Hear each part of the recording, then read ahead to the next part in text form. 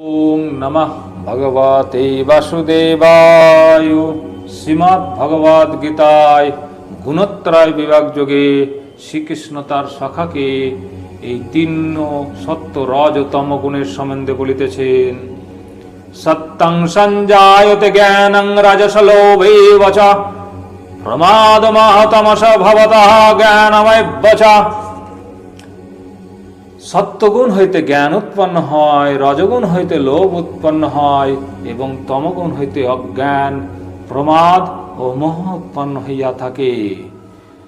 না উদ্যং গচ্ছন্তি সতস্ত মধ্যে তিষ্ঠন্তি রাজসা জঘন্য গুণ বিত্তস্তদ গচ্ছন্তি তামসা।